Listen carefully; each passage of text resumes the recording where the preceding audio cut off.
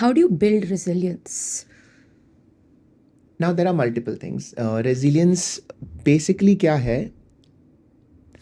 Brain को लगता है कि मुझे हमेशा सक्सेसफुल होना है, राइट? क्योंकि सक्सेस का मतलब है survival Okay. In its essence. Right. If you fail, brain का सबसे बड़ा फियर है कि तुम मर जाओगे.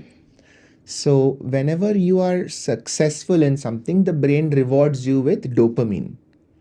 Yes. एक केमिकल है ब्रेन में. तो जब भी आप सक्सेसफुल हो तो ब्रेन बोलता है कि चलो ये लो डोपामिन, खुश रहो, keep doing this more and more. Versus every time you fail, the brain punishes you Okay. by giving you a dopamine negative spike. Interesting. तो डोपामिन गिर जाता है तो you experience that as regret या guilt या sadness. So your brain wants to avoid that at any cost. Now the problem is, if we are so committed to only getting dopamine spikes, you will do everything in your power to avoid a dopamine crash. So then you will say कि मुझे risk ही नहीं लेना है. So to offset that, the brain has come up with another network where risk taking gives you extra dopamine spike. तो ये Wow. पूरा एक network बना के रखा है एवोल्यूशन ने Wow. to make sure that animals take that risk.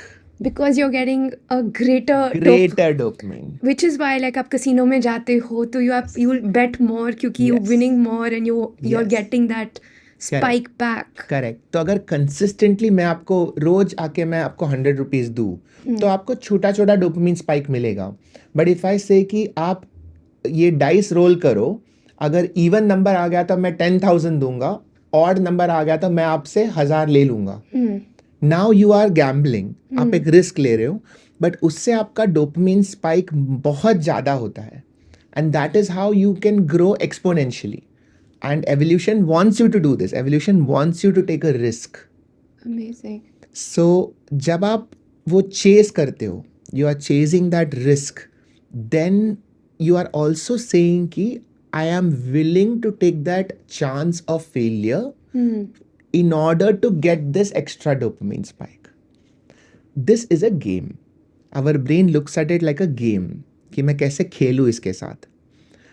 हमारा प्रॉब्लम क्या हुआ है कि कई बार हम भूल जाते हैं कि ये एक गेम है और हम उसे बहुत बहुत सीरियसली ले लेते हैं.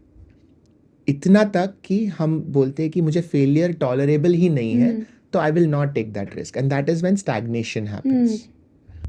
तो the way to build resilience is to convert it into a game.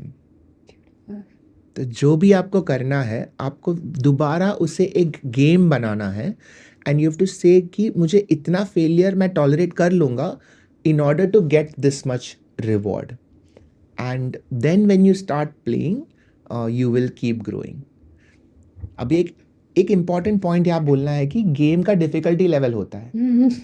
हर एक गेम का डिफ़िकल्टी लेवल होता है. तो अगर समझो आप बार बार गेम खेल रहे हो और आप बार बार हार रहे हो, जस्ट एक्सेप्ट कि शायद आपने डिफिकल्टी लेवल बहुत हाई रखा है. Maybe I need to go to a lower level. Yes, this is very important. मैं ये नहीं कह रहा हूँ कि just keep trying and failing, क्योंकि उससे क्या होता है, हमारा रिसोर्सेज खत्म हो जाता है. या तो टाइम या मनी या एफर्ट या सेल्फ वर्थ सब खत्म हो जाता है. तो rather than giving up completely, just reduce the difficulty level, come back to a level which is more at where you are comfortable, and then start playing. Don't stop playing the game. Change the difficulty level.